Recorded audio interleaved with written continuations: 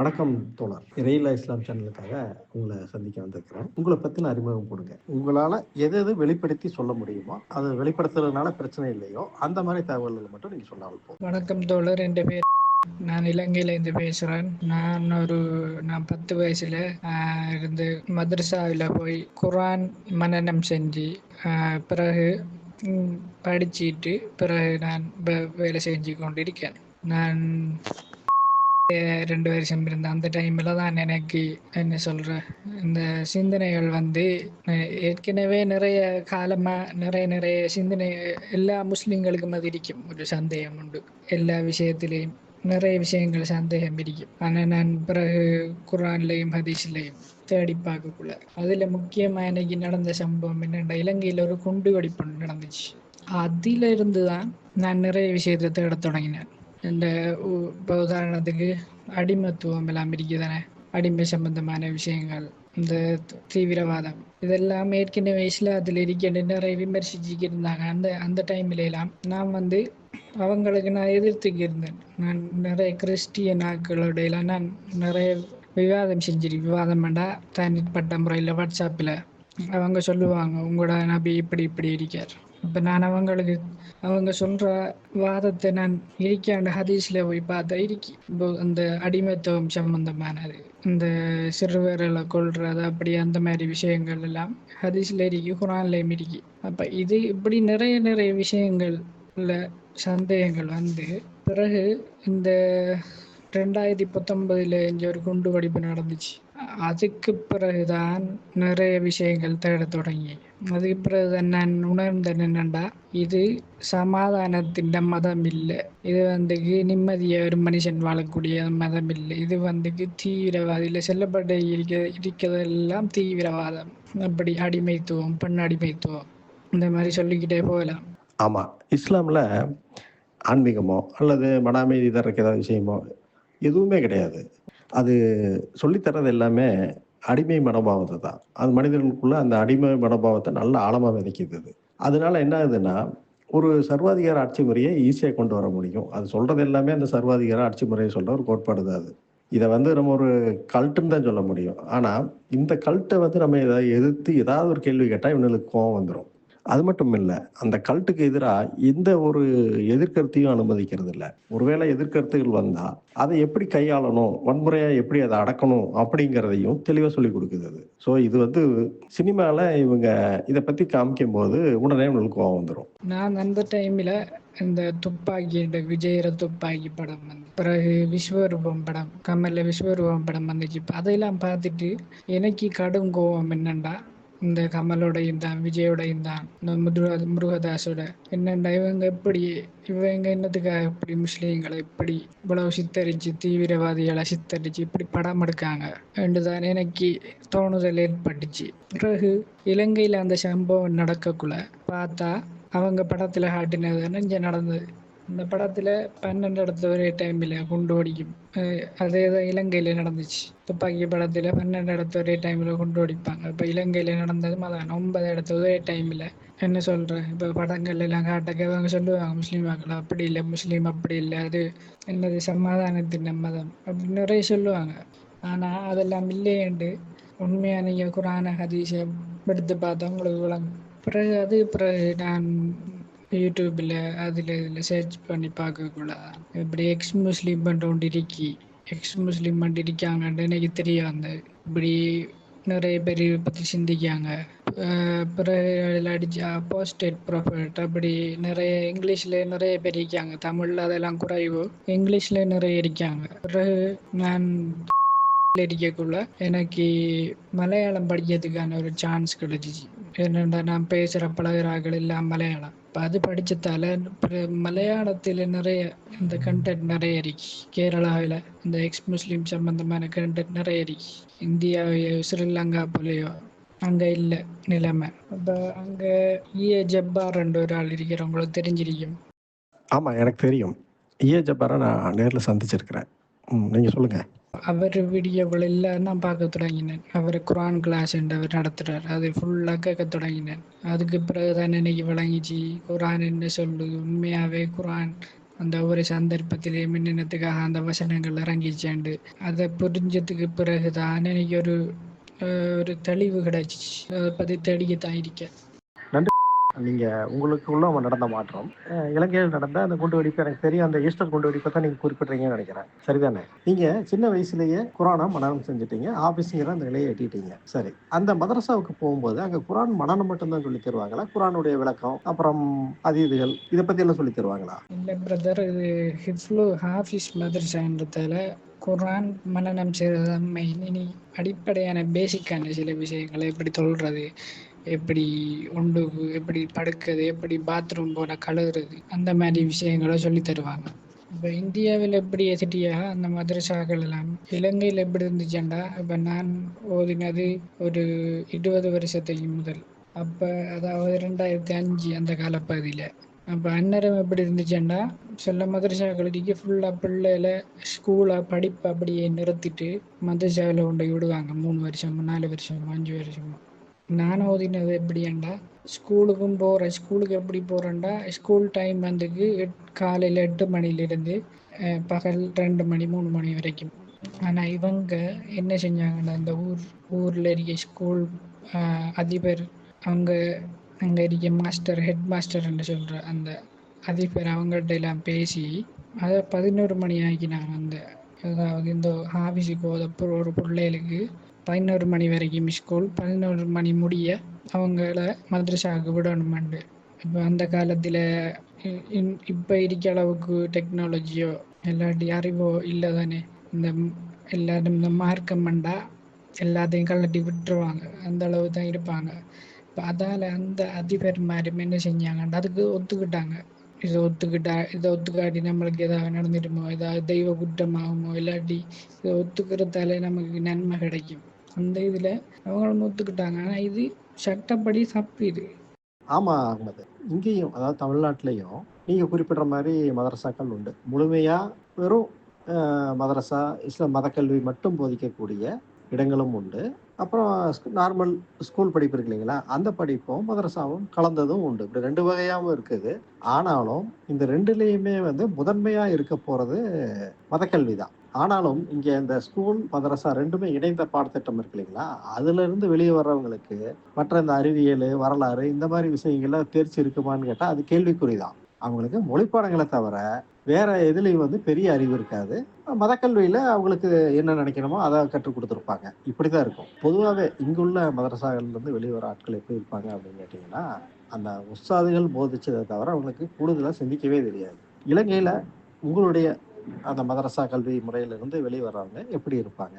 நீங்க எப்படி அதுல இருந்து மாறுபட்டு இந்த அளவுக்கு சிந்திக்க தொடங்குறீங்க? அதான் ப்ரோ, என்னண்டா கொண்டு ஒரு மதரசாவில் விட்டா மதரசா இதை மட்டும் நல்லா படிப்பான்.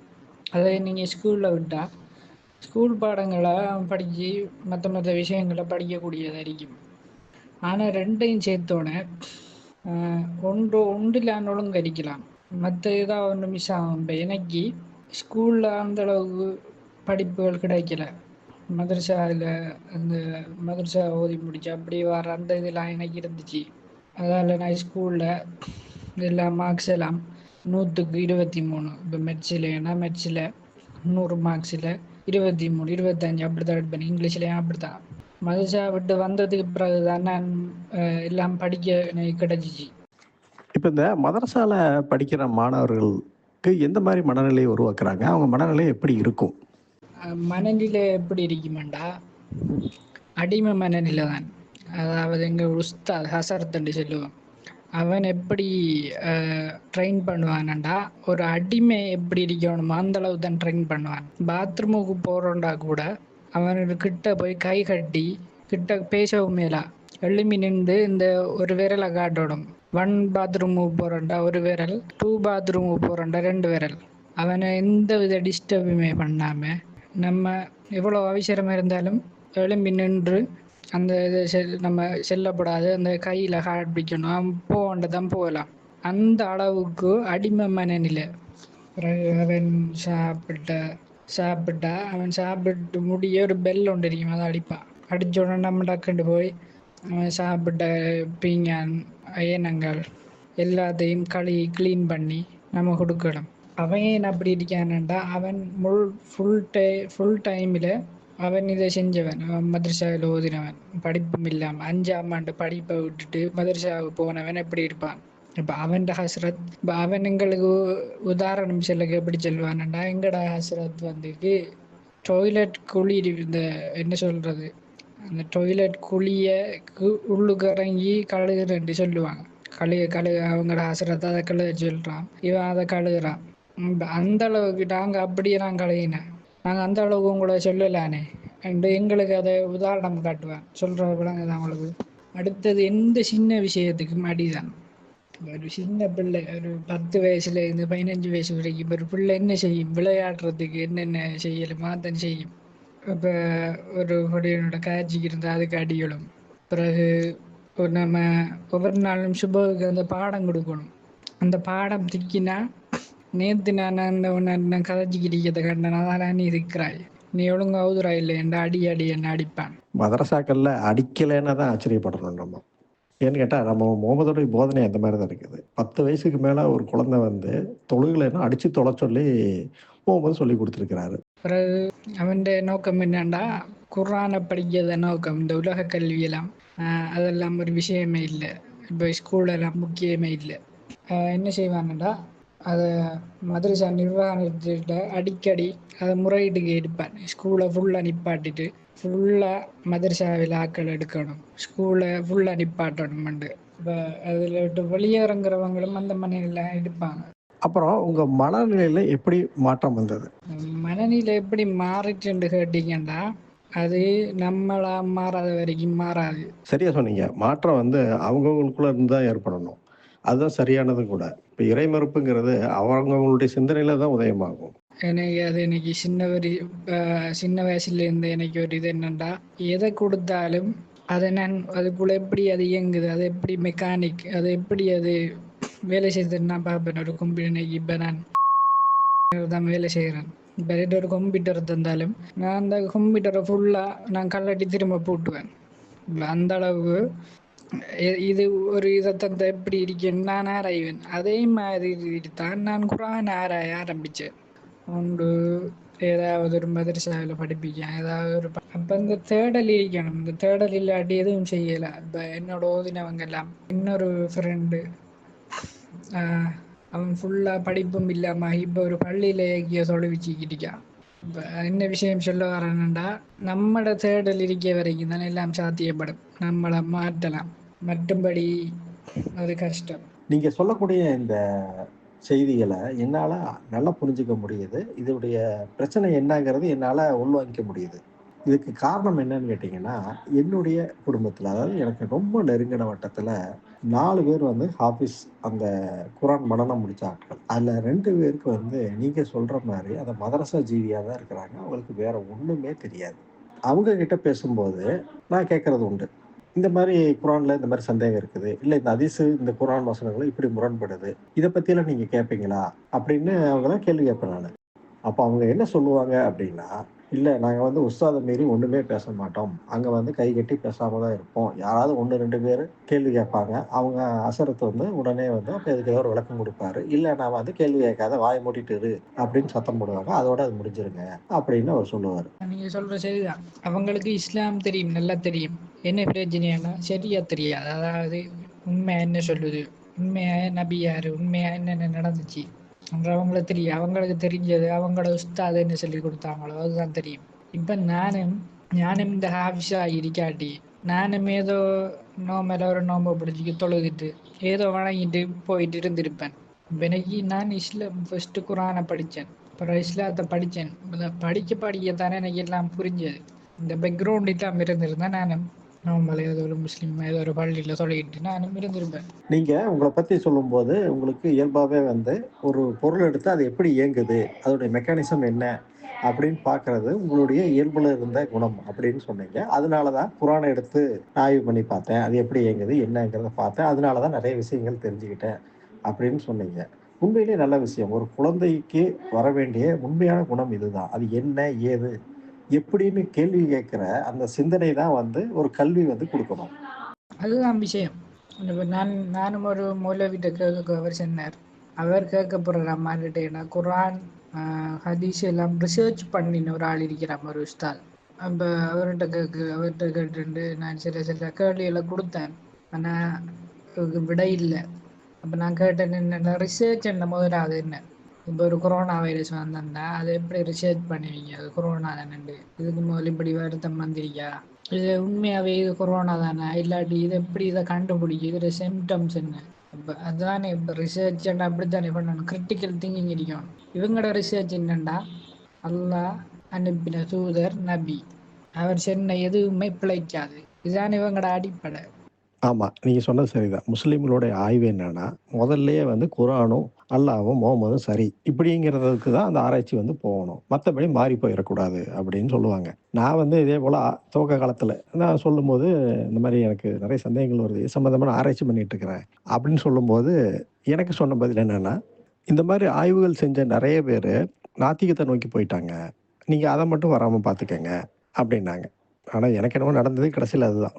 என்னோட அனுபவத்தில் என்ன நடந்ததுன்னா, இந்த மாதிரி சந்தேகங்கள் வரும்போது யார்கிட்ட கேட்குறதுன்னு எனக்கு தெரியல. அப்போ எனக்கு கிடைச்ச ஆப்ஷன் பிஜே ஞாபகத்துக்கு வந்தார். அவர்கிட்ட கேட்க போனால் அங்கேருந்து எனக்கு மிரட்டல் தான் வந்தது. உங்களுக்கு அந்த மாதிரி ஏதாவது அனுபவம் உண்டா? குரான் ஹதீஸ் தொடர்பாக நீங்கள் ஆய்வுகள் செஞ்சதா சொன்னீங்க. அந்த ஆய்வுகளில் உங்களுக்கு ஏதாவது சந்தேகங்கள் வந்திருக்கும் இல்லையா? அந்த சந்தேகங்களை உங்களுடைய உஸ்தாத் அல்லது உங்களை வட்டத்தில் இருக்கிறவங்க கிட்ட பகிர்ந்தது உண்டா?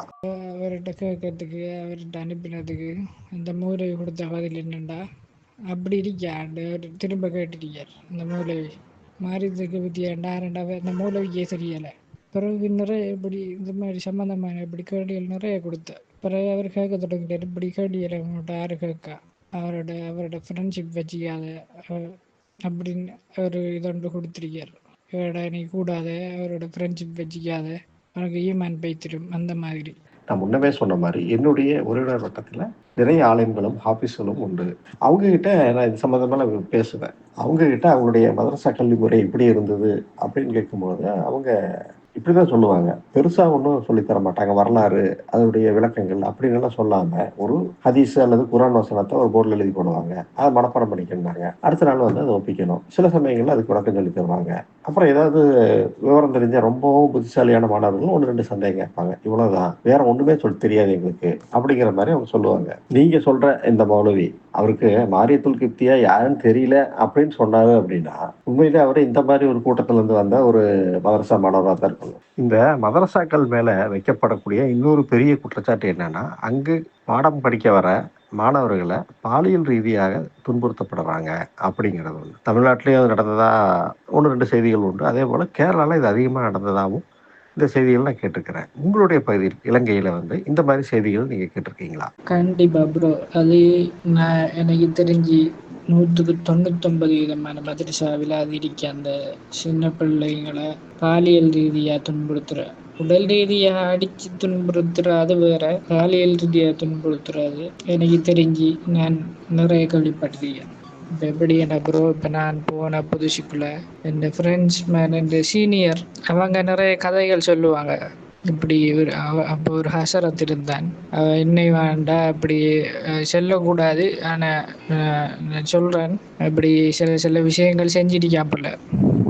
அப்போ அதை சொல்லுவாங்க என்னண்டா அவனுக்கு தெரியும் எப்படி அணுகணும்ண்டா, அவனுக்கு தெரியும் என்னடா புதுசாக வர ஆக்கள்கிட்ட கை வச்சா பிரச்சனையாகும். கொஞ்சம் பழைய கொஞ்சம் ஒரு வருஷம் 2 வருஷம் 3 வருஷம் அப்படி போகக்குள்ள அவனோட பழகிறது, அவனோட இதில் செய்கிறது கொஞ்சம் அவனுக்கு ஈஸி போல். ஏதோ அது எப்படி எனக்கு சொல்ல தெரியலை, ஏதோ அவன் தேவையில்லை நிறைவேற்றிக்கிறான், ஏதோ செய்கிறான்.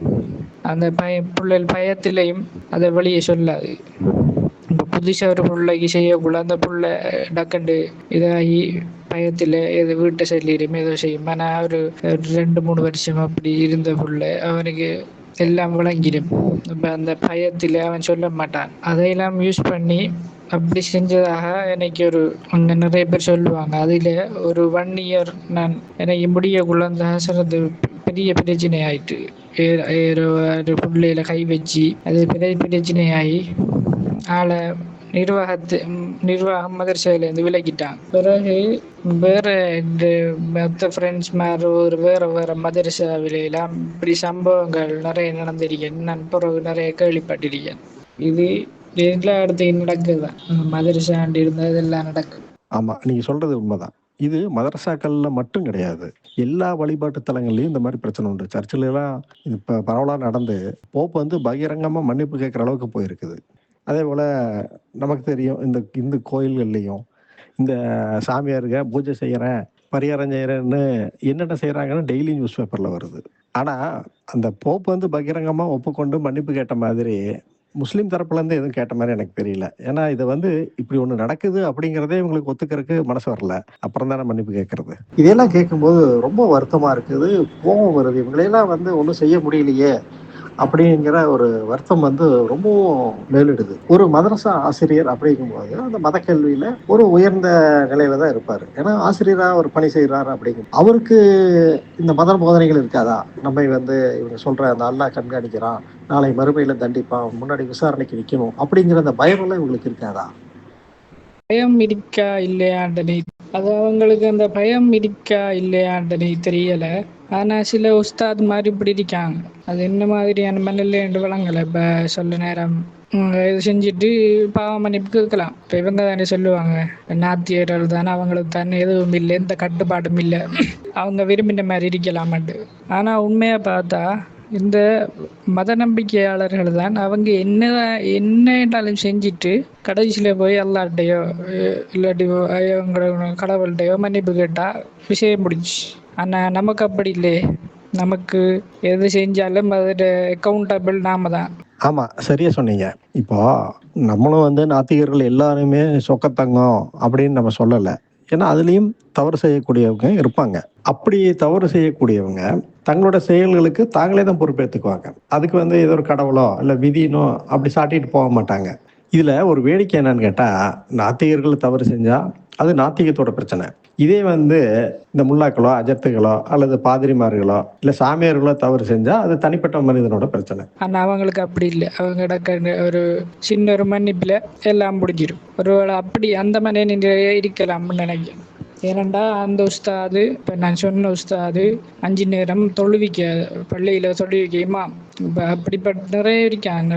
இது ஹிஃப்லு மதரசாவில் மட்டும் இல்லை, அதுக்கு முதல் கிரேட் 1க்கு பிறகு ஓத போவேன் அந்த மதரசா, குரான் மதரசா. அதில் கூட எனக்கு தெரிஞ்ச ஒரு ஆலிம், அவன் அந்த பெண் பொம்பளை பிள்ளைகளில் அந்த மார்பகத்தில் கிள்ளுற அப்படி அந்த மாதிரி அதை நான் நேராகவே கண்டிருக்கேன். அப்போ என்ன சொல்கிறேன்டா, இது எல்லா மதத்திலையும் இருக்கிறது தான், இஸ்லாத்திலையும் இடிக்கி. இவங்க சொல்லுவாங்க இஸ்லாத்தில் அதெல்லாம் இஸ்லாம் புனிதம். அப்படி இல்லை. எல்லா மதத்தை போல ஒரு மதம் தான் இஸ்லாம். எல்லா மதத்தில் இருக்கிறவரும் மனுஷன். எல்லா மதத்திலே கெட்டவனும் இருக்கான், நல்லவனும் இருக்கான். நான் என்ன காரணம் இருக்குமென்று யூகிக்கணும்டா, அந்த காலத்தில் ஒரு 30, 40, 50 வருஷத்துக்கு முதல் அந்த வீட்டில் ஆக செல்லு கேடாம, ஆக சொன்ன பேச்சு கேட்காம அப்படி இருக்கவங்களை தான் மதரசாவில் விடுற. அப்போ அவங்க மதரசாவுக்கு போன உடனே அவங்களோட அந்த கெட்ட குணங்கள் இன்னும் அதிகரிக்குது. அதால் அவங்க உஸ்தாதானோட அவங்க அதால தான் இந்த உஸ்தாத் மரல் இப்படி கூடுதலாக நடந்துக்கிறது. அருமை, சரியா சொன்னீங்க. எனக்கு தெரிஞ்சு நான் நேர்ல பார்த்த ஒரு எத்தீம்கானா மதரசால நடந்த சம்பவம் இது. துவக்கத்துல அதுல பெண் குழந்தைகளும் ஆண்களும் பசங்களும் படிக்கிற மாதிரியான ஒரு மதரசா தான் அது. அந்த சமயத்துல எங்கள் பகுதிகளில் சில அனாதை ஆசிரமங்கள்ல பெண் குழந்தைகள் மீது அத்துமீறல் நடந்ததா ஒரு கம்ப்ளைண்ட் வந்தோடனே அரசாங்கம் சட்டத்திட்டங்களை கடுமையாக்குச்சு. அதனால என்ன ஆச்சுன்னா, இவங்கனாலையும் வந்து அந்த சட்டத்திட்டத்துக்கு கட்டுப்பட முடியாம பெண் குழந்தைகளை இனிமேல் வேண்டாம் அப்படின்னு சொல்லிட்டு அது ஆண்களுக்கான மதரசாவா ரன் பண்ண ஆரம்பிச்சாங்க. அந்த மதரசா நிர்வாகத்தை நான் குறை சொல்லலை, ஏன்னா அந்த நிர்வாகம் எனக்கு நல்லாவே தெரியும், அவர் நல்ல மனிதர் தான். அந்த நிர்வாகம் அவங்க தங்களுடைய மாணவர்களுக்கு ஓதி கொடுக்கறதுக்காக, அப்புறம் மற்ற வேலைகளை கவனிக்கிறதுக்காகவும் ஒரு ஆலிமை வந்து வேலைக்கு வச்சிருந்தாங்க. அவருக்கு வேலை என்னன்னு கேட்டால் இந்த பசங்களுக்கு ஓதி கொடுக்கறது, அப்புறம் மற்ற ஏதாவது மெயின்டெனன்ஸ் வேலை, யாராவது வந்தா போனா பதில் சொல்லணும். இதுதான் அவருக்கான வேலை. ஆனா அந்த ஆலிம் என்ன பண்ணாருன்னா, அந்த மதரசால சமைச்சு கொடுக்கறதுக்காக இருந்த லேடியோட கனெக்ஷன் போட்டு அவர் ஏடா கூடமா இருந்ததை எல்லாரும் பார்த்துட்டாங்க. எல்லாரும் கையும் களமா பிடிச்சோன்னா அந்த ஆளை போய் பார்த்தா லுங்கி இருக்கு இல்லையா, அது தலையோட முக்காடு மாதிரி போட்டுட்டு குத்த வச்சு உட்காந்துருந்தான். அப்புறம் அந்த மதரசா நிர்வாகம் அந்த ஆலிம் மேலையும் அந்த சம்பந்தப்பட்ட அந்த பெண் மேலையும் நடவடிக்கை எடுத்தாங்க. 2 பேர்த்தையும் வந்து பணி நீக்கம் செஞ்சாங்க. இது வந்து நான் கண்ணுல பார்த்த ஒரு ஆலிமுடைய. இதுல வேடிக்கை என்னன்னா, அந்த ஆலிமுக்கு ஏற்கனவே லைவ்ல 2 பொண்டாட்டி இருக்குது. 3வதா இந்த சமையல்காரமாவை முயற்சி பண்ணியிருக்காரு. இன்னைக்கு இருக்கிற இந்த முல்லாக்கள் அஜர்த்துமாரு அவங்க வந்து பிற்காலத்துல ஒரு மதரசா ஆசிரியரா வரும்போது அவங்களுடைய பொறுக்கித்தனம் வெளிப்படும். நீங்க குறிப்பிட்டது வந்து 100% உண்மை. அதுதான் வந்து இந்த மதரசா மாணவர்கள் மீது நடக்கிற பாலியல் வன்கொடுமைகளுக்கான காரணம் வந்து அதுவாக தான் இருக்கும். ஏன்னா அவங்களுடைய பிறவி குணம் வந்து மாறாம அது வெளிப்படுது. அருமை, ரொம்ப சிறப்பா சொன்னீங்க அகமது. முஸ்லிம் சமுதாயமும் அந்த காலத்துல இந்த விஷயங்களை வெளிப்படுத்தினதே கிடையாது. அப்படியே உள்ளுக்குள்ளாரையே அமுக்கி வச்சிருந்தாங்க. ஆனா இப்போ 1-2 விஷயங்கள் வெளியே வருது. நம்ம அந்த பாலியல் கேள்வியிலிருந்து மறுபடியும் நார்மல் கேள்விகளுக்கு வருவோம்.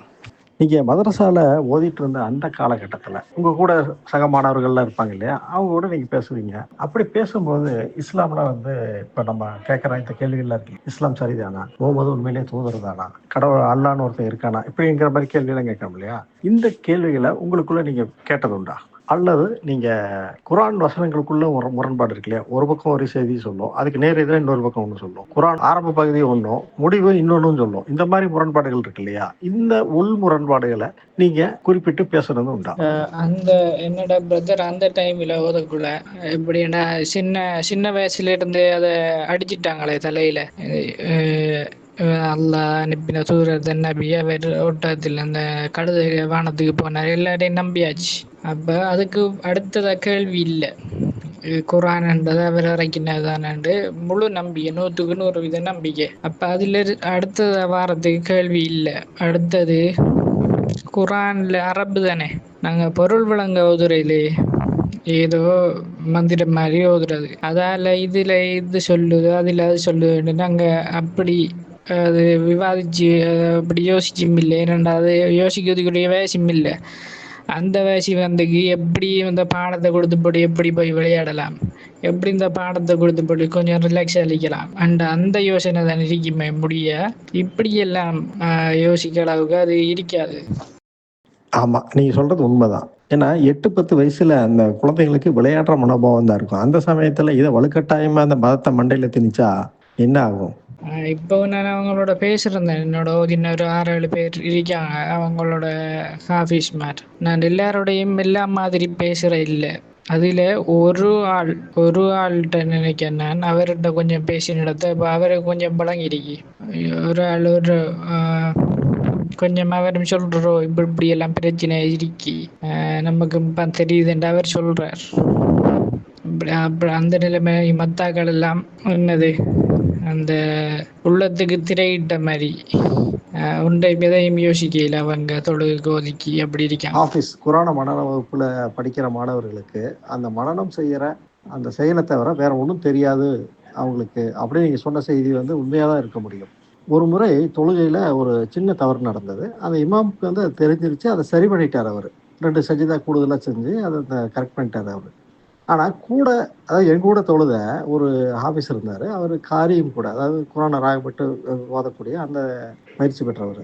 அவருக்கு அந்த தொழுகை சரியா இல்லையான்னு தீர்மானிக்க முடியாமல் என்ன பண்ணிட்டாருன்னா மறுபடியும் அந்த தொழுகையை தனியார் தொழுதுட்டு வந்துட்டார். அப்போ நான் கேட்டேன், உங்களுக்கு இது சரியா இல்லையான்னு கண்டுபிடிக்க முடியல. இல்லை, இங்கே தெரியல, இது கித்தாபுகளை பார்க்கணும் நான் அப்படின்னாரு அவர். இப்போ நீங்கள் சொன்னதும் நான் ஏற்கனவே கேட்ட சில செய்திகளும் பார்க்கும்போது மதரசா மாணவர்களுக்கு வந்து உலகமும் தெரியாது, மார்க்கமும் தெரியாமல் சொல்லி கொடுக்குறாங்க அப்படிங்கிறது தான். ஆனால் ஒரு சில மாணவர்கள் வந்து பயங்கரமாக வந்துடுறாங்க. உதாரணத்துக்கு பெரிய பேச்சாளர்களா நிறைய விஷயங்களை தெரிஞ்சுக்கிறாங்க இல்லையா, அவங்க வந்து எப்படி தெரிஞ்சுக்கிறாங்க இந்த விஷயங்கள்? உதாரணத்துக்கு நம்ம ஜாகிர் நாய்க்கோ அல்லது பிஜே நிலவரத்தினோ, அப்புறம் இலங்கையில் இருக்கிற இந்த மற்ற பேச்சாளர்கள் இருக்காங்க இல்லையா, இவங்கெல்லாம் வந்து எப்படி உருவாகுறாங்க? எனக்கு தெரிஞ்சு நீங்கள் சொல்கிற அந்த சாக்கிர் நாயக் ஆகட்டும் இல்லாட்டி பிஜே ஆகட்டும், இவங்கெல்லாம் அந்த மார்க்கத்தை படித்தன்றதையும் விட இவங்களுக்கு அந்த நல்லா அந்த சமாளித்து பேச தெரியும். அந்த தண்ணியிலிருந்து பால் எடுக்க அப்படியாக்கள். இப்போ இவங்கெல்லாம் இப்போ சாக்கிர் நாயக்கெல்லாம் மார்க்கமே தெரியும், அவர் அன்னைக்கு அரபி தெரியாண்டா அவரே ஒரு மேடையில் சொல்லியிருக்கார். இப்போ இவங்கெல்லாம் எப்படி என்றால் எப்படியோ பேசி தன் சொல்கிறது பச்சை பொய்யாக இருந்தாலும் ஏதோ எப்படியோ சமாளித்து பேசி அந்த திறமை அவங்களுக்கு இயற்கையில் இருக்கு, அதால் அவங்க அப்படி பேசுகிறாங்க. இப்போ பிஜேயும் அப்படித்தான். பிஜேயும் ஏதாவது பிரச்சனை இருந்தால் ஹதீஸை அப்படியே மறுத்துடுவார். அது எப்படியோ அந்த ஆக்களை ஈர்க்கக்கூடிய அந்த திறமைகளுக்கு பிறப்பில் இருக்கி இது மார்க்கத்தை படித்து வரல. அது ஆனால் மார்க்கம் படிச்சிருக்காங்க, ஆனால் இது எக்ஸ்ட்ரா அவங்களுக்கு இருக்க திறமை. ஆமாம், அது நீங்கள் சொல்கிறது சரியாக இருக்கும். ஏன்னு கேட்டிங்கன்னா, மதரசாலேருந்து வர்றவங்க எல்லாத்துக்குமே அந்த பேச்சு திறமை இல்லை. ஒரு சிலருக்கு தான் திறமை இருக்குது. அவங்க ஒரு சிலர் தான் வந்து அதில் வெற்றியும் அடைகிறாங்க. உங்களுக்கு தெரிஞ்சு இந்த மதரசா கல்வியில் இப்போ நீங்கள் ஹாஃபிஸ் அந்த குரானை மன்னம் செய்கிற அந்த துறையில் இருந்ததுனால மற்ற ஹதீஸோ இந்த விஷயங்களையோ ஆழ்ந்துக்கு படிக்கலை, நீங்கள் பின்னாடி தெரிஞ்சுக்கிட்டீங்க அப்படின்னு சொன்னீங்க. அதை விட்டுருவோம். மற்ற துறைகளில் படிக்கிறாங்க இல்லைங்களா, ஆலிமுக்கு படிக்கிறது, முஃப்தி ஆகிறது, இந்த மாதிரிலாம் போகிறாங்க இல்லையா, இவங்களுடைய கல்வியில் எங்கேயாவது இந்த தீவிரவாத போதனைகள் வருமா?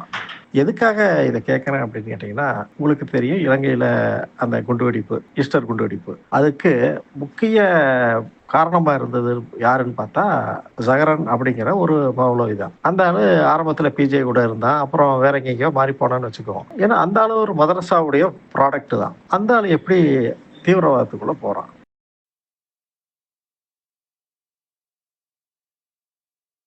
கால ரசூலுல்லாஹி ஸல்லல்லாஹு அலைஹி வஸல்லம், அல்லாஹ்வுடைய ரசூல் சொன்னார்கள், புஇத்து பிஸைஃபி பைன யதை ஸா, மறுமை நாள் வரையும் நான் வாளுடன் தான் நபியாக அனுப்பப்பட்டேன். ரசூல் சொன்னாங்க.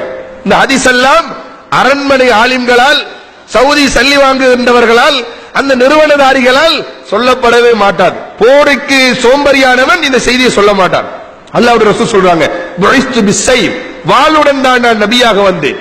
பைன யதை ஸாஅத்தி ஹத்தா யுபதல்லாஹு வஹ்த லா ஷரீக லஹ், அல்லாஹ் மட்டும், அவனுக்கு இணை துணை கிடையாது, அவனுடன் ஒப்புமை கிடையாது, அவனுக்கு நிகராக யாரும் கிடையாது என்று அந்த இரட்சகன் தனித்துவமாக வணங்கப்படும் வரையும் வாளுடன் நான் நபியாக வந்தேன்.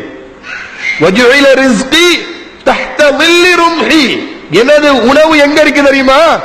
என்னுடைய ஈட்டியுடைய நிழலுக்கு கீழே தான் இந்த உணவு இருக்கிறது. அதனால் தான் இமாம்கள் சொல்வார்கள், இந்த உலகத்திலேயே ஒரு மனிதனுடைய ஹலாலான உணவு என்ன தெரியுமா? ஆயுத முனையில் எதிரிடம் இருந்து பறிக்கின்ற உணவு தான். அல்லாஹ் ஹலாலாக்கியது, தூய்மையாகவே நமக்கு ஹலாலாக ஆக்கியிருக்கிறான். அதை ரசூல் சொல்றாங்க, என்னுடைய ஈட்டியுடைய நிழலின் கீழே தான் என்னுடைய ரிஸ்க் ஆக்கப்பட்டுள்ளது. அவல்லத்கும் ஃபிதன், ஒரு காலம் வரும், குழப்பங்கள் எல்லாம் உங்களை ஆட்கொள்ளும். ககிதஇல் லைலில் முஸ்லிம், அதாவது கடுமையான இருளான இரவுடைய பகுதிகளை போன்று தொடராக குழப்பங்கள் வந்துகிட்டே இருக்கு. இன்றைய காலத்தில் நம்ம அப்படித்தான் இருக்கிறோம். குழப்பங்களுக்கு ஓய்வே கிடையாது. கூத்தடிக்கத்தான் இந்த பூமி என்ற நிகழ்ச்சி நடத்துறோம். கூத்துக்கு தான் இந்த பூமி, நம்ம கூத்தடிக்கத்தான் நம்ம வந்திருக்கிறோம் என்று பகிரங்கமாக மனிதர்கள் பேசுற காலத்தில் இருக்கிறோம். குழப்பங்கள் தலைவிரித்தாடுகிறது. அல்லாஹ்வுடைய ரசூல் சொன்னாங்க, குழப்பங்கள் இருளான இரவுடைய துண்டுகளை போல் குழப்பங்கள் உங்களை ஆட்கொள்ளும். அஞ்சன் நாசி மின்ஹா, அந்த குழப்பங்கள்ல இருந்து தப்புகிற மனிதர் யார் தெரியுமா? ரெண்டு பேரை ரசூல் சொல்றாங்க, சாஹிபு ஷாஹிகத்தின் யஅகுலு மின் ருசுலி கனமிஹி, மரண உச்சிக்கு போயிட்டு அங்க தங்குகின்ற இடத்தை அமைத்துக் கொண்டு தனது இடையர்களை அனுப்பி அந்த இடையர்கள் மேய்த்து வருகின்ற ஆடுகள்ல இருந்து பால்களை வாங்கி குடித்துக் கொண்டு ஒதுங்கி இருக்கிற பாருங்க. குழப்பங்கள் சம்பந்தப்படாம மலை உச்சிக்கு போயிட்டான் தனிய. குழப்பமான சூழ்நிலையில் அப்படி போகலாம் இஸ்லாத்துல. அப்படி ஒருவர் போனால் அவன் சிறந்தவன், அல்லாஹ்வுடைய ரசூல் சொல்றாங்க. இரண்டாவது யாரை சொல்றாங்க?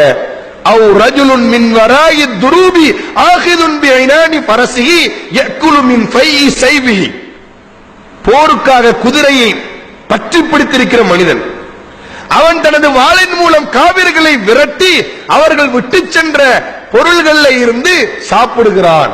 இவன் இந்த ரெண்டு பேரும் தான் சிறந்தவர்கள் அப்படிங்கிறாங்க அல்லாஹ்வுடைய ரசூல். இஸ்லாம் சமாதான மார்க்க வேண்டாம். முன்னுக்கு சொன்னதுக்கு நீங்க ஒண்ணும் சொல்ல தேவையில்லை.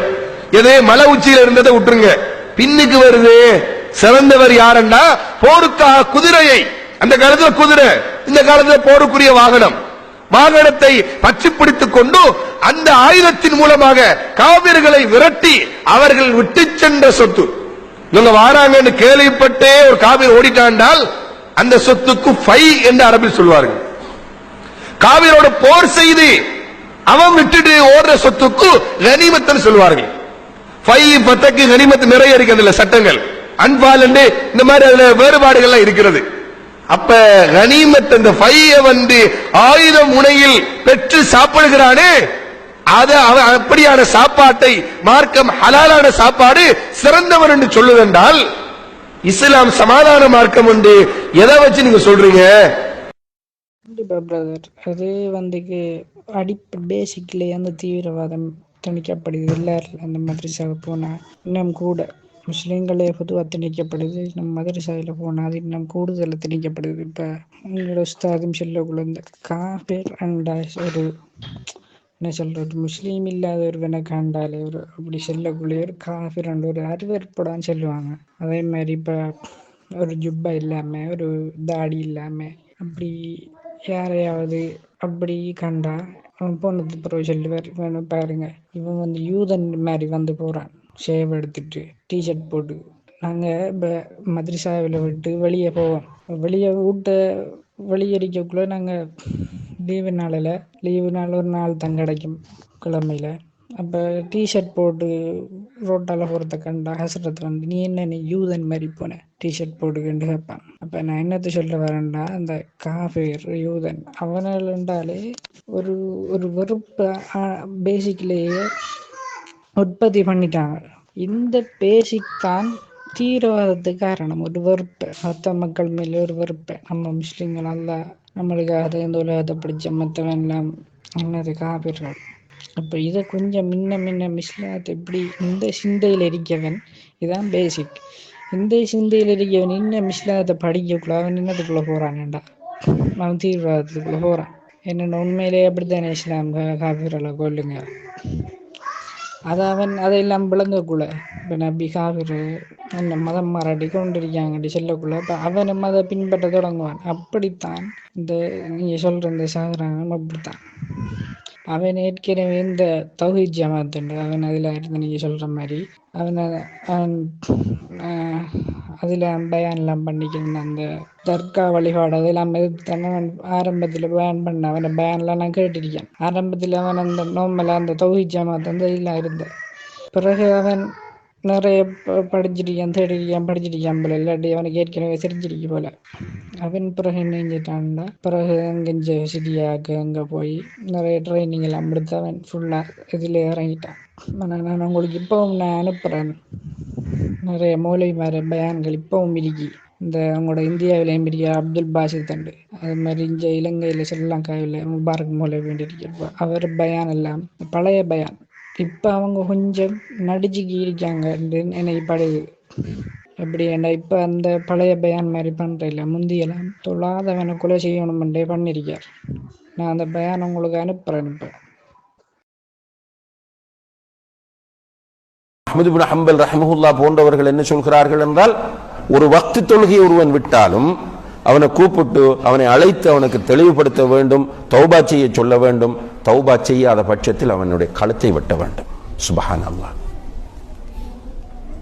இமாம் அஹ்மது இப்னு ஹம்பல் தெளிவாக சொன்ன செய்தி. இங்க முஃப்தியாக இருந்து வஃபாத்தான ஷேக் அப்துல் அசீஸ் பின் அப்துல்லா பின் பாஸ் ரஹிமஹுல்லாஹ், இப்னு பாஸ் என்று நம்ம சுருக்கமாக சொல்லக்கூடிய, ஒரு வக்து தொழுகை ஒருவன் வேண்டும் என்று விட்டால் அவன் மரணித்தால் குளிப்பாட்டக்கூடாது, கஃனிடக்கூடாது, ஜனாசா தொழுகை நிறைவேற்றக்கூடாது, முஸ்லிம்களுடைய அடக்க ஸ்தலங்களில் அவனை அடக்கக்கூடாது. அவன் உயிரோடு இருந்தால் அவனையும் தொழக்கூடிய அவனுடைய மனைவியும் சேர்ந்து வாழ விடக்கூடாது. நிக்காஹ் பாத்தில். அவருடைய ஃபத்வா தெளிவா இருக்கு.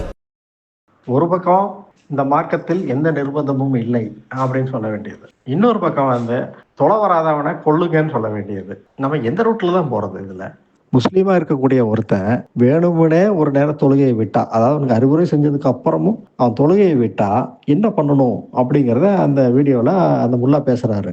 இதெல்லாம் இந்த மௌலவிகளுடைய சொந்த கருத்துக்களே அல்ல, முகமதுடைய போதனைகள் தான். அந்த போதனைகளை தான் இவங்க அப்படியே மக்களுக்கு காலங்காலமாக கடத்திட்டு இருக்கிறாங்க.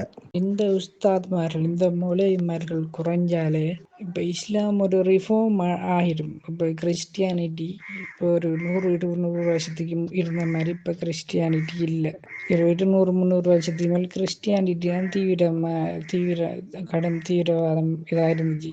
இப்போ அந்த இடத்துக்கு இப்போ இஸ்லாம் வந்துடுச்சு.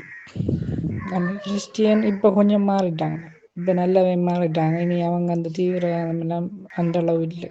அவங்க மதத்தில் நிறைய பிரச்சனை இருக்கணும், இருந்தாலும் இந்த அளவுக்கு தீவிரம் இல்லை. ஆனால் இப்போ இஸ்லாம் தீவிரம் இல்லை. அது காரணம் இந்த உஸ்தாத்மார்கள் இந்த மூலைமார்கள் அவங்க படிப்பிக்க போதனைகள். இந்த உஸ்தாத்மார்கள் எல்லாம் இவங்களுக்கு அடிப்படையில் இவங்களுக்கு தெரியும் இஸ்லாத்தில் உண்மையான ரூபம் இவங்களுக்கு தெரியும். ஆனால் இவங்க இப்போ மார்க்கத்தை எப்படி சொல்கிறாங்கல்ல, அந்த மார்க்கத்து எல்லாருக்கும் சமநீதி, எல்லாரையும் மதிக்கணும், அந்த மாதிரி தான் இப்போ சொல்கிறாங்க. ஆனால் இவங்களோட பழைய பயான்லாம் அவங்க நிறைய நச்சுத்தன்மை அந்த தீவிரவாத கருத்துக்களை சொல்லியிருக்காங்க. என்கிட்ட அதுக்குரிய வீடியோ எல்லாம் இருக்கு. அநேகமாக அந்த தப்லிக் ஜமாத்தில் போகிறவர்களை நீங்கள் பார்த்துருப்பீங்க. அந்த கூடுதல் தாடி வளத்துக்கு அந்த காஃபிரண்ட வார்த்தையெல்லாம் அவங்களுக்கு பிடிக்காது. அந்நிய மதங்களை கடும் கேவலமாக பார்ப்பாங்க. இப்போ இதுதான் அந்த தீவிரவாதத்தின் அடிப்படை. இப்போ இதுதான் அந்த மதரசாக்களில் போதிக்கப்படுது. இப்போ இதால தான் சவுதியில் தப்லிக் ஜமாத்தை தடை செஞ்சிருக்காங்க. ஏனென்றா அதில் போராக்கள் தீவிரவாதத்தில் ஈடுபடுற வீதம் கூட இருக்கு. இதை தடை செஞ்சது வேறு யூரோப் நாடோ இல்லாட்டி இந்தியா மாதிரி அப்படி நாடோ இல்லை. இதை தடை செஞ்சது சவுதி அரேபியா. அப்படின்னா பார்த்துக்கோங்க இப்போ இந்த அளவுக்கு இருக்கண்டு. தீவிரவாதத்தின் நுழைவாயில் என்று சொல்லித்தான் அந்த தப்லிக் ஜமாத்தை தடை செஞ்சிருக்காங்க. ஏனென்றா அதில் அந்த அடிப்படையே அவங்களோட அடிப்படையே இதுதான் தீவிரவாதம். அது காரணம் இந்த மதரசாக்கள், இந்த அதில் போதிக்கப்படுற போதனைகள். ஆமாம், நீங்கள் சொல்கிறது சரிதான். அதில் இருக்கிற அந்த தீவிரம் குறையிறது இல்லை, அதுதான் பிரச்சனையே. உதாரணத்துக்கு நாங்கள் இருக்கிற இந்த தமிழ்நாடு இந்த பகுதிகளில் 80களுக்கு முன்னாடி இருந்த நிலையும் அதுக்கு பின்னாடி இருந்த நிலையும் வெவ்வேறானது. 80களுக்கு அப்புறம் வாவேசம் பெரிய அளவில் பரவ தொடங்குச்சு. அப்போ தான் வெவ்வேறு பேர்களில் ஜமாத்து, தவ்ஹீத் ஜமாத்து, தப்லிக் ஜமாத்து, தப்லிக் முதல்ல இருந்தாலும் பெரிய அளவில் பரவ தொடங்கினது அதுக்கப்புறம் தான். அதுவரை எங்கள் பகுதி பெண்களுக்கு, அதாவது முஸ்லீம் பெண்களுக்கு புர்கானா என்னன்னே தெரியாது. அவங்க தலையில் அந்த சேலையோட முந்தானையை அப்படியே தலையில் போட்டுக்குவாங்க. அப்படி இல்லைன்னா ஒரு வெள்ளை துணியை துப்பட்டின்னு ஒன்று போத்திக்குவாங்க. இவ்வளோதான் அவங்களுடைய ஆடை கட்டுப்பாடு. இவனுக்கு வந்ததுக்கப்புறம் அந்த கருப்பு உடையும் வந்தது, கை காலில் க்ளவுஸு, முகம் தெரியாத மாதிரி மூடிட்டு நடக்கிறது, இப்படின்னு எல்லாமே அதுக்கப்புறம் வந்தது தான். நம்ம முன்னமே குறிப்பிட்டு பேசின அந்த ஜகரனுக்கு கொஞ்சம் கூட குறையாத ஆளு தான் இங்கே தமிழ்நாட்டில் இருக்கிற அந்த அப்துல் பாசித் புகாரின்னு ஒருத்தன். அவ்வளோ ஆவேசமாக பயன் பண்ணக்கூடிய ஆள். அரசாங்கத்துடைய சட்டத்திட்டம் கடுமையாக இல்லைன்னா இன்னைக்கு இன்னொரு ஜகரனா உருவெடுத்திருப்பான். காஃபிர்களை, அதாவது முகமத அல்லாஹ்வுடைய தூதர் அல்லது கடவுளோட தூதர் அப்படின்னு ஆரம்பத்திலேருந்தே நிராகரித்த அந்த ஆட்களை தான் இவங்க காஃபிர்னு குறிப்பிடுறாங்க. அவங்கள எவ்வளவு கேவலமாக பேசுகிறாங்கிறதுக்கு அந்த வீடியோ உதாரணம். அப்போது அவங்க கூடயே இருந்து இஸ்லாமை, அதாவது முகமதை அல்லாஹ்வுடைய தூதர்னு ஏற்றுக்கிட்டு அந்த வழிமுறைகளை பின்பற்றி வாழ்ந்த ஒருத்தன் பின்னாடி தெளிவடைஞ்சு அதை மறுத்து வெளியேறும்போது முருதத்தாயிடுறான். அப்போ அவங்கள என்னென்ன கேவலமாக பேசுவாங்க, என்னென்ன பண்ணுவாங்க இவங்க. உதாரணத்துக்கு இன்னைக்கு கூட அந்த கேரளா மதரசா பாடத்திட்டத்தில் முருதத்துகளை கொல்லணும்னு இருக்குது. இதே பிரச்சனை இலங்கையிலையும் இருந்தது. அங்கே இருக்கக்கூடிய மதரசா பாடத்திட்டத்தில் எந்த வகுப்புன்னு தெரியல, அதில் இந்த முருதத்துகளை கொலை செய்யணும் அப்படிங்கிற பாடம் இருந்ததாகவும், அதாவது மார்கை வாங்கணும், சிலுவையில் அறையணும், இந்த மாதிரியெல்லாம் வன்முறையில் போதிக்கக்கூடிய பாடங்களில் இருந்ததாகவும், அதை அங்கே இருக்கக்கூடிய எக்ஸ் முஸ்லீம்கள், நாத்திகர்கள், பகுத்தறிவாளர்கள் எல்லாமே அரசாங்கத்துக்கு எடுத்து சொல்லி அதை நீக்க செஞ்சதாகவும் கேள்விப்பட்டிருக்கிறேன். அது இன்னமும் இருக்குதா, இல்லை அந்த பாடத்திட்டங்களில் நீக்கிட்டாங்களா? இல்லை, அது மதரசா கிதாபுகள் அது இருக்கும் தானே, அது இல்லாமல் இருக்காது. எப்படி ஹதீஸில் இருக்கானே, எண்ணத்துலேருந்து மறைஞ்சாலும் ஹதீஸில் இருக்கு. அடுத்தது இது ஸ்கூல் படிக்கக்குள்ள ஸ்கூல் பாடத்தில் 9ஆம் ஆண்டு இஸ்லாம் புத்தகத்தில் இது இருந்துச்சு. நாங்கள் படிக்கக்குள்ளேயும் இருந்துச்சு. எக்ஸாம் இல்லாத கேள்வியாக வரும், மதம் விட்டால் என்ன செய்யணுமென்று, கொலை செய்யணுமென்று எழுதினதானே அந்த கேள்வி பாஸ். ஆனால் பிறகு நீங்கள் சொன்ன மாதிரி அதை எல்லோரும் சுட்டி காட்டி விமர்சித்து பிறகு அதை எடுத்துட்டாங்க. ஆனால் என்னத்தை தான் நீங்கள் எடுத்தாலும் அதில் அது குரான்ல இருக்கு, ஹதீஸ்ல இருக்கு. அதொன்றும் செய்யல அது. நீங்கள் இஸ்லாம் புத்தத்தில் நீங்கள் எங்கிருந்தும் நீங்கள் அதை ஒழிக்கலாம். ஆனால் உண்மை குரான்ல இருக்குது, ஹதீஸில் இருக்குது, நீங்கள் எப்படி ஒழிப்பீங்க? அதுக்கு இவங்க சொன்ன விளக்கம் என்னென்னா, அப்படி இல்லை. அது பிறகு சாக்கிர் நாயக் அந்த பிஜே மாதிரி ஆக்கெல்லாம் வந்து என்ன சொன்னாங்கன்னா, அது மதம் மாறின இல்லையா, மதம் மாறி இஸ்லாத்துக்கு எதிராக போர் தொடுத்தா தான் அது கொலை செய்யணும் இருக்காண்டு. அப்படி எங்கேயுமே இல்லை. நீங்கள் சஹி புகாரியில் 69:22 சுன்னா.com ரெஃபரன்ஸ் சொல்கிறேன். அதில் இருக்கி மம்பதல நஃப்ஸஹு மம்பதல தீனஹு ஃபகத்தலஹு, மார்க்கத்தை விட்டு வெளியானா அதை கொலை செய்யுங்க. அது மாதிரி சுனன் நஸாயி, இப்னு மாஜாஹ் அதுலேயும் இருக்கி. ஒரு முஆவியாரில் ஒரு ஹதீஸ் ஒன்று இருக்கு, அது சஹீஹ் புகாரி 69:23. அதில் அவர்கிட்ட ஒரு யூதனை கொண்டாடுறாங்க. அவர் கேட்கர் மினாரு சொல்கிறாங்க, இவன் மார்க்கத்தை விட்டு விலகிட்டான், மார்க்கத்துக்கு வந்தான், ஒரு ஜூவாக இருந்த மார்க்கத்துக்கு வந்தான், பிறகு அவன் யூத மதத்துக்கு வைத்தானோடனே முஆவியார் அலி சொல்கிறார், இவன் கொலை செய்யும் வரைக்கும் நான் இவனை விட மாட்டேன், நான் இருக்க மாட்டேன், இவன் கொலை செஞ்சதை நான் இருப்பேன்னு சொல்கிறார். அப்புறம் அவனை கொலை செய்கிறாங்கன்னா அந்த ஹதீஸில் வருது. இப்போ இதில் எங்கிட்டே அவன் போர் தொடுத்து வந்தானுண்டு.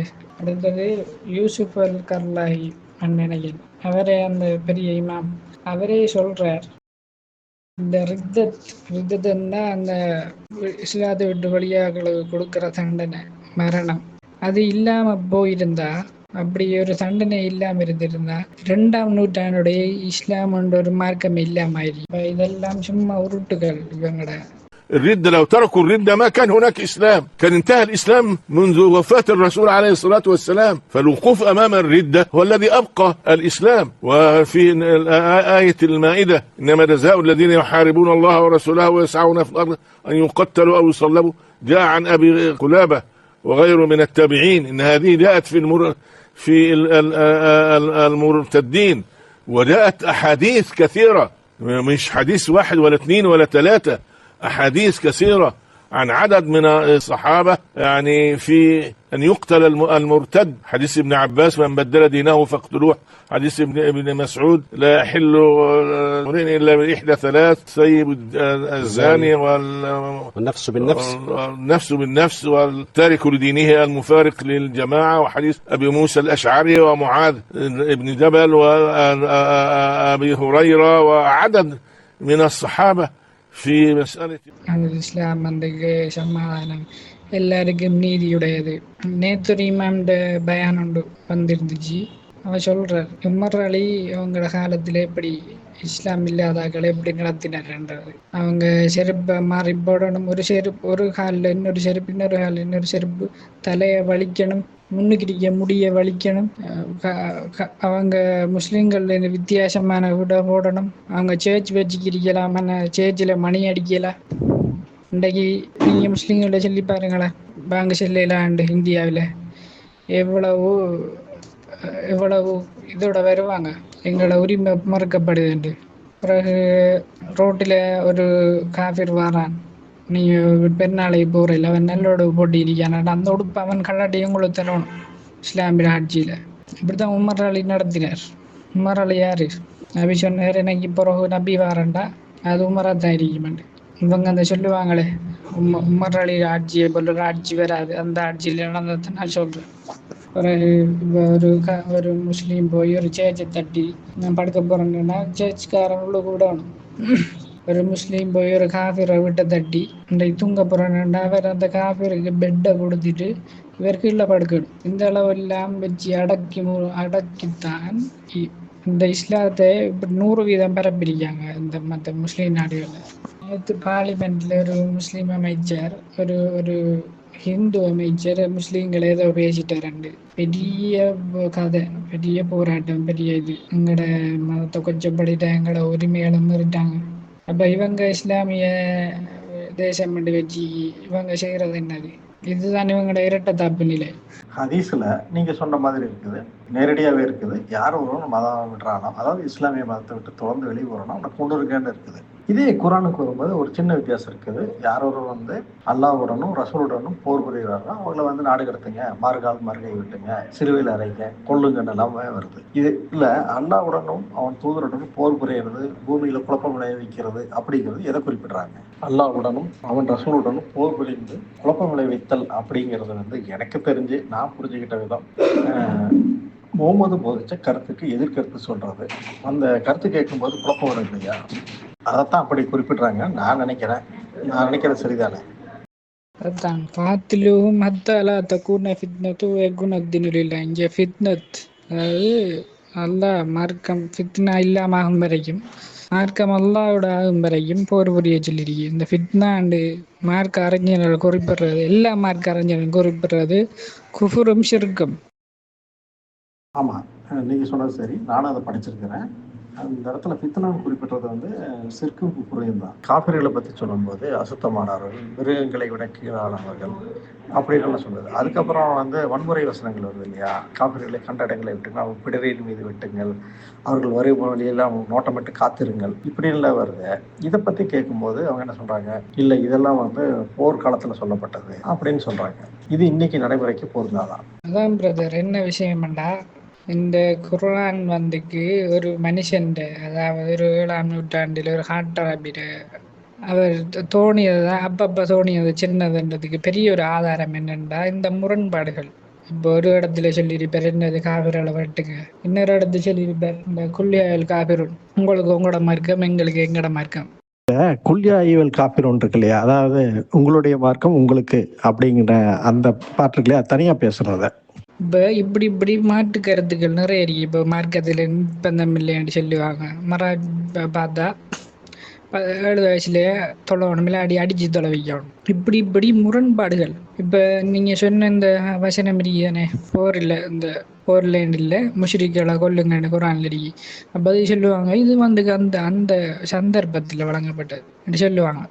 இப்போ நான் என்ன சொல்கிறேன்னா, இது மட்டும் இல்லை, குர்ஆன்ல இருக்க 6000 சொச்சம் அந்த ஒவ்வொரு வசனமுமே ஒவ்வொரு சந்தர்ப்பத்துக்கு, இப்போ முகமது என்ன எவ்வளோ சாதிக்கணுமோ அதுக்குரிய மாதிரி அவடத்தை சின்னதுதான். அதுக்கு உதாரணம் சொல்கிறேன்.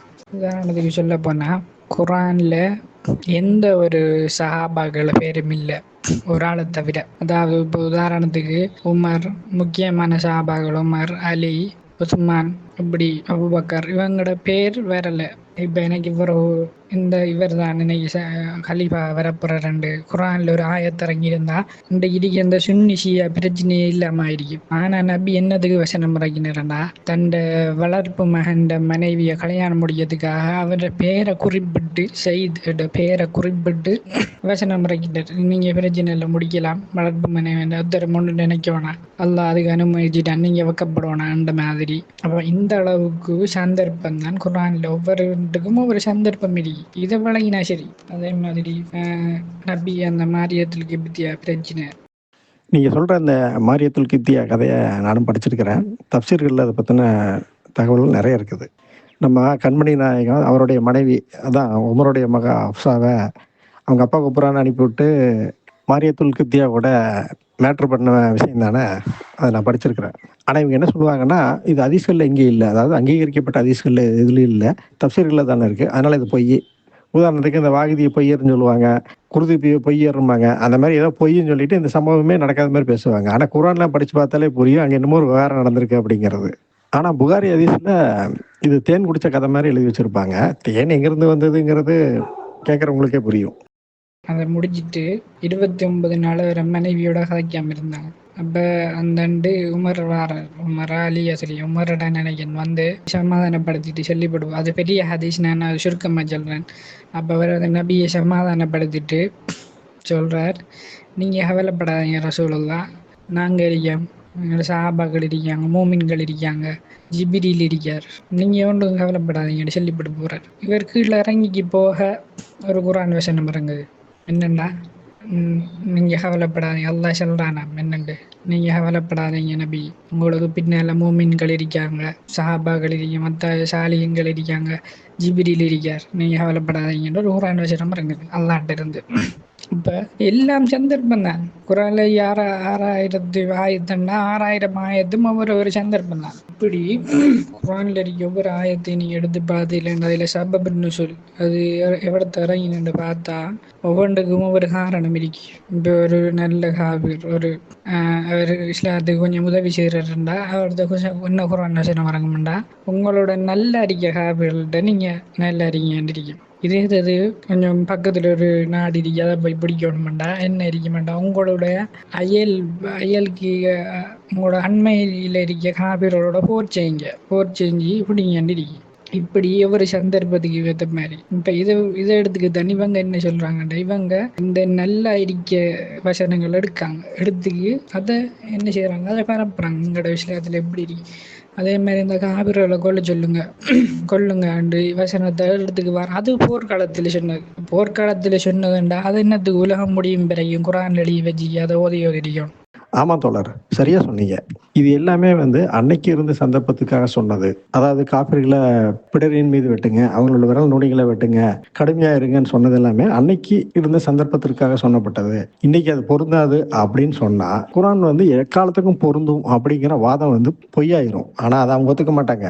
அந்த மாரியத்திற்கு வித்தியா விஷயத்துல ஒன்றை விட்டுட்டேன். என்னண்டா நபி அந்த மனைவிமாரோட கதை பேசாம 30 நாள் இருக்காங்க, 28-30 நாள் இருக்காங்க. அப்ப உமர் அலி சமாதானப்படுத்திப்பட்டு போறேன். என்ன அவர் சொன்னது முழுசு என்னண்டா உங்களோட இவங்க இல்லாட்டி உங்களுக்கு என்ன உங்களுக்கு நாங்க இருக்க மாட்டதை சொன்னா அது இப்போ குரான் வசனம் பறங்குது. எப்படின்னா உங்களோட மனைவி மேல உங்களை கோவிச்சு போனா அவிய போகட்டும், உங்களுக்கு நாங்க வேற மனைவி மேல தருவோம், கன்னிகள் அழகானாக்கள் உங்களோட பக்கம் நாங்க இருக்கோம். அண்ட் இப்படி இந்த அளவுக்கு ஒரு இறைவனை கேவலப்படுத்தலாமா? இந்த அளவுக்கு கேவலப்படுத்துற இது நீங்க ஒரு மார்க்கமா சொல்லிக்கிறீங்களே. உண்மையாவே கடவுளை நேசிக்கார்கள் இந்த எக்ஸ் முஸ்லீம் தான், இந்த அல்லாவை நேசிக்கார்கள் எக்ஸ் முஸ்லீம் தான். ஏனென்றா ஒரு அல்லாவை இவ்வளவு கேவலப்படுத்தலாம். நம்ம இந்த மாதிரி ஏதாவது விமர்சனம் பண்ணா உடனே இவங்களுக்கு மனசு புண்பட்டுரும், எங்களை கேவலப்படுத்திட்டீங்க அப்படிம்பாங்க. நம்ம எங்க கேவலப்படுத்தணும்? இருக்கிறத இவங்க கிதாபுகள் எழுதி வச்சிருக்க எடுத்து சொன்னா நம்ம கிட்ட சண்டைக்கு வரானுங்க. இதுதான் பிரதர் அந்த மனைவி மாதிரி இறங்கினாயது 2 பேர் எல்லாம் அந்த பிரச்சனை வந்த மாதிரி இதுக்கு பத்தியாவே வீட்டுகளை விட்டுண்டு இப்ப இதுக்கு அந்த 2 பேர்ட்டு என்ன சொல்லப்படுதுன்னா நீங்க அவர்கிட்ட மன்னிப்பு கேளுங்க, நீங்க இது செய்யுங்க, நீங்க இப்படி எல்லாம் செய்யலாட்டி அவருக்கு நாங்க நல்ல பொம்பளைகளை கொடுப்போம், கண்ணிகளை கொடுப்போம், நல்ல சொல்றாக்கள் உதுறாக்கள், நீங்க இல்லாட்டி என்னன்ற மாதிரி. சரியா சொன்னீங்க. என்னண்டா இப்போ உலகத்துல இஸ்லாம் தோன்றினதுல இருந்து எத்தனையோ எக்ஸ் முஸ்லீம் வந்திருப்பாங்க. இப்ப வரைக்கும் இந்த ஒத்தருமே கேவலப்படுத்தாத அளவுக்கு அல்லாஹ்வை முஹம்மது கேவலப்படுத்திருக்கா. இதுதான் உண்மை. இன்னொரு ஆயத்தொண்டிருக்கி என்று தொடங்கும் அந்த ஆயத்து. அது கொஞ்சம் பெரிய ஆயத்து. அந்த ஆயத்தை நான் அந்த மனப்பாடம் செஞ்சு பாடம் கொடுக்கறதுக்கு நிறைய அடிபட்டேன். அன்னைக்கு என்ன மாதிரி நினைப்பிருக்கேன். அந்த ஆயத்தை எனக்கு இன்னும் மறக்கல. அது என்ன காரணம்டா அது கொஞ்சம் பெரிய ஆயத்து. பிறகு நான் கிட்டது பிறகுதான் இந்த விஷயங்கள்லாம் விளங்கினது. பிறகு அதில் கருத்தை பார்த்த ரொம்ப கேவலம் இருக்கு. அதாவது முகம்மது யாரை கல்யாணம் முடிக்கலாம், அந்த 13:33-50 நினைக்கிறேன். யாரை கல்யாணம் முடிக்கப்படா ஒரு பெண் தன் உடலை தானம் செய்யறதுக்கு வந்தா முகமது அவவை மேத்துக்கலாம் அந்த அளவுக்கு இருக்கு. மனைவிமார் களிய அடிமை பெண்கள் அது வேற அருகி. இது தவிர வேற ஏதாவது ஒரு பொம்பளை நான் உங்களுக்கு உடலை தானம் செய்யறேன்டா அவவை மேத்துக்கலாம். இப்ப இந்த அளவுக்கு கேவலப்படுத்துற அளவுக்கு அல்லாஹ் வைத்தானா? உண்மையாவே அல்லாஹ் ஒரு இடத்துல இருந்திருந்தானடா இந்த வசனம் பரங்குக்கு முகமது தலையில ஒரு இடி விழுந்திரியும். அல்லாஹ் இல்லை என்று சொல்றதுக்குரிய மிகப்பெரிய ஆதாரமே தான். இவ்வளவு சொல்லியும் ஒன்று நடக்கலையே. மற்ற ஆதாரம் எல்லாம் பிறகுதான் கடவுள் இல்லை இருக்கானன்றது அந்த விஷயத்துக்கே வரல. அல்லாஹ் இல்லைன்றதுக்குரிய ஆதாரமே தான். அது பிறகுதான் மற்றதெல்லாம். மோமின்களுக்கு இந்த வசனங்களை எல்லாம் பார்த்ததுக்கு அப்புறமும் புரியலைங்கிறது ஆச்சரியமா தான் இருக்குது. இதை கண்டுபிடிக்கிறதுக்கு பெரிய ஸ்காலரா இருக்க வேண்டிய அவசியம் எல்லாம் ஒன்றும் இல்லை. ஒரு சராசரி அறிவு இருக்கிறவனுக்கே இது தெரியும். கொஞ்சம் அவங்க சிந்திச்சு பார்த்தாலே புரியும். இது எல்லாமே அல்லாஹ்வோட பேர்ல முகமது இட்டு கட்டினது அப்படிங்கிறது ரொம்ப சுலபமா புரியும். இது இல்லாம குரான் ஃபுல்லாவே மூடத்தனமும் பிற்போக்குத்தனமும் பெண்ணடிமைத்தனமும் மதத்தை பரப்புறாங்க பேர் வழின்னு செஞ்ச கொள்ளைகளும் கொட்டி கிடக்குது. அவங்கள கேட்டா இது போர்ன்னு சொல்றாங்க. இது போரே கிடையாது. எல்லாமே கொள்ளையை மையமா வச்சு நிகழ்த்தப்பட்ட திடீர் தாக்குதல்கள் தான். இந்த மாதிரி தாக்குதல்கள்ல முகமதுக்கு கனிமத்து, அதாவது அந்த சண்டைகளில் கிடைச்ச பொருட்கள் வந்து கிடைச்சிருக்கு. அதில் என்னென்ன இருக்குன்னு கேட்டிங்கன்னா, போரில் ஆயுதங்கள் கிடைச்சது அப்படின்னா அதில் ஒரு நியாயம் இருக்குது. ஏன்னு கேட்டால் எதிரிகள் அவங்க விட்டுட்டு போனாங்க, அந்த ஆயுதத்தை நாங்கள் எடுத்துட்டோம் அப்படின்னு சொல்லலாம். ஆனால் நம்ம கண்மணிக்கு தங்கம், வெள்ளி, உணவுப் பொருட்கள், துணி, கூடாரம், பெண்கள், குழந்தைகள், அப்புறம் ஆண்களை போர்க்கைதிகளாக வந்த ஆண்கள் இப்படின்னு நிறைய கிடைச்சிருக்குது. இதுவெல்லாம் வந்து போரில் கிடைக்காது. போருங்கிற பேரில் அவங்களுடைய குடியிருப்பு பகுதியில் சூறையாடனா மட்டும் தான் நடக்கும். முகமது அதைத்தான் பண்ணார். ஆனால் இது வந்து அல்லாஹ் எனக்கு அனுமதிச்சதுன்னு ஒரு பெருமையாகவும் சொல்லிக்கிட்டாரு. நம்ம உரையாடல் வந்து ரொம்ப சீரியஸாக போயிட்டுருக்கு. இடையில கொஞ்சம் ஃபன் தேவைப்படுது. நான் ஒரு குர்ஆன் வசனத்தை போடுறேன், அதை பற்றின விளக்கங்களை சொல்லுங்கள். இப்போ இது தப்சீர் அந்த அஸ்பாபு நுஸுல் வாஹிதில் என்ன இருக்கேன்டா, நபி இது என்ன இதுண்டா, நபிக்கு நீங்கள் நபியோட பேசுகிறேன்டா ஃபீ பண்ணணும், ஃபீ பே பண்ணணும், காசு கொடுத்து தான் அவர்கிட்ட கதைக்கணும் பண்ணுற மாதிரி தர்மத்தை முற்படுத்தி கொள்ளுங்க. அப்போ இது வசனம் இறங்கி நடந்த அலிர் அலி நபிட்ட மருமாங்கன. இப்போ அவர்கிட்ட ஒரு தங்க காசு இருந்துருக்கு. அப்போ அவர் அதை தங்க காசை வெள்ளிய காசை ஆக்கி சில்லறை மாதிரி மாற்றி அதை வந்து நபிகிட்ட ஒவ்வொரு முறையும் சந்திக்க போகக்குள்ளையும் கொடுத்துட்டு வந்திருக்கார். கொடுத்துட்டு வந்தால் எல்லாம் முடிஞ்சு. இப்போ உதாரணத்துக்கு ஒரு தங்க காசுக்கு 500, ஒரு 50 வெள்ளி காசுண்டா 50 வெள்ளி காசுமே முடிஞ்சு நபிகிட்ட போய் பிறகு இது நபிக்கும் இது ஒரு வெக்கமாக போயிட்டு போல. அது பிறகு இதுக்கு அடுத்த வசனம் இறங்கிடுச்சு. நீங்கள் உங்களுக்கு அப்படி காசு இல்லாட்டியும் பிரச்சனை இல்லை, நீங்கள் அதே பிறகு யாரும் காசு கொடுத்து போகிறையில அதே நபி அதை தடுத்தண்டா மருமகன்கிட்ட சொந்த வீட்டு விஷயமா கதைக்க வர மருமகன்கிட்ட இதெல்லாம் கதைக்க வேண்டியதாக போயிட்டு காசு வேண்டியதாக போயிட்டேன்ட்டு அதை இல்லாமல் ஆகிட்டேன். இது ஒரு ஃப்ரெண்டுகிட்ட நான் கேட்டேன், நான் இப்படி இருக்கிறா பாடுறான்றது.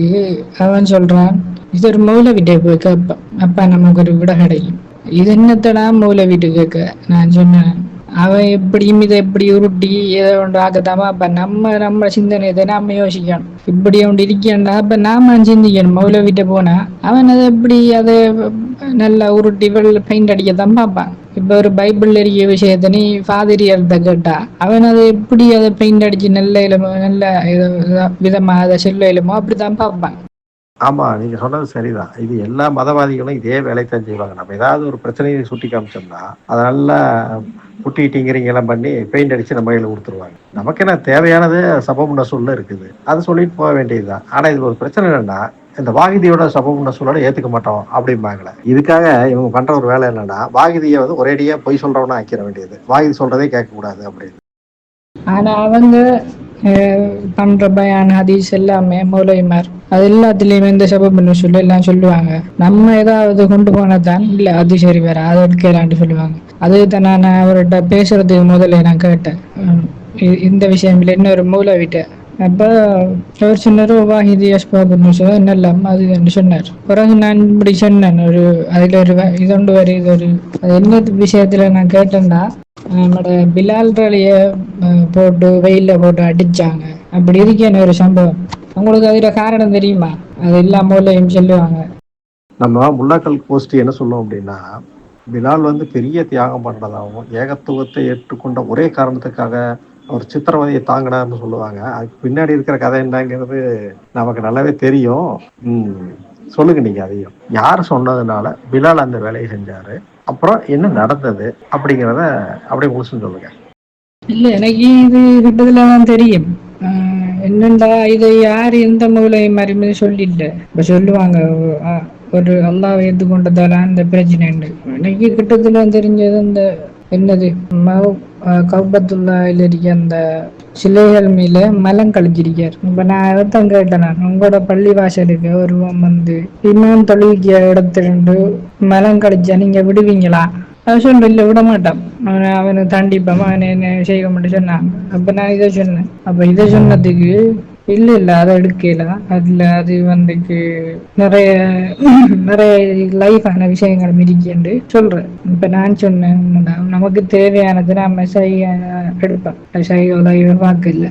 ஆனா இப்படி எது வரக்கூட அது நிறைய ஆராய வேண்டி இருக்கு. அபூபக்கர் அலி சொல்லித்தானே அவர் அந்த வேலையை செஞ்ச இருக்கேன்ன. ஆமா, நீங்க சொல்றது சரி. அபூபக்கர் சொல்லி தான் பிலால் அந்த காபத்துல்லால இருந்த சிலைகள் மேல போய் மலம் கழிச்சு, சிறுநீர் கழிச்சு அசிங்கப்படுத்துறாரு. அப்ப கூட அந்த மக்கள் என்ன செய்யறாங்கன்னா, பிலாலோட உரிமையாளர்கிட்ட போய் கம்ப்ளைண்ட் பண்றாங்க. பாருங்க இந்த மாதிரி பண்ணிட்டான் அப்படிங்கும் போது, அப்பதான் அந்த உரிமையாளர் சொல்றாங்க நீங்க போய் தண்டிச்சுக்கங்க அப்படின்னு சொல்லும் போதுதான் அவங்க அந்த பிலாலை தண்டிக்க போறாங்க. அப்புறம் வேற வழி இல்லாம அபூபக்கர் பணம் கொடுத்து பிலாலை தன்னுடைய உடைமையா மாத்திக்கிறாரு. இப்படின்னு அந்த வரலாறு போகுது. ஆனா பிலால் கடைசி வரை அடிமையா இருந்ததான்னு சொல்றாங்க ஒழிய பிலால் விடுதலையானதா எங்கேயாவது இருக்குதா? அதுல தான் அப்ப எனக்கு இதுல இருந்து ஒரு விஷயம் வழங்கிச்சு என்னண்டா, இவங்க நபியும் அபூபக்கரும் பிலால வச்சு தான் அவங்களோட ஃபர்ஸ்ட் அந்த மூமெண்ட்டை தொடங்கிருக்காங்க. ஒரு அடிமையை வச்சு அவனுக்கு ஏதோ ஆசை வருது என்னமோ காட்டி அவனை இப்படி செய்ய வச்சிருக்காங்க. அப்ப இது ஒரு கிரிமினல் கேங் தான் இது. இவனுங்க பக்க கிரிமினலுக்கு தான். இப்போ நாத்திகர்களா இருக்கக்கூடிய நம்மள மாதிரி ஆட்கள் ஒரு நாளும் போய் ஒரு பள்ளிவாசலையோ அல்லது ஒரு கிறிஸ்டியன் சர்ச்சையோ ஒரு கோவிலே போய் அசிங்கம் பண்ண மாட்டோம். அவங்களுக்கு என்ன மரியாதை கொடுக்கணுமோ அந்த மரியாதை கொடுப்போம், அல்லது நம்ம போகாம இருப்போம், அவ்வளவுதான் செய்வோம். ஆனா இந்த மாதிரி மதவெறி பிடிச்சவனுங்க தான் இந்த கோயில் அடிக்கிறது, பள்ளிவாசல் அடிக்கிறது, அந்த கோயில போய் அசிங்கம் பண்றது, இந்த வேலையெல்லாம் செய்வாங்க. அந்த வேலையை போகும்போது அந்த காலத்திலே செஞ்சிருக்காரு. நம்ம நிறைய விஷயங்களை பேசியிருக்கோம். இதுல இன்னும் பேசுறதுக்கு நிறைய இருக்குது. அடுத்த பகுதியில் தொடருவோம்.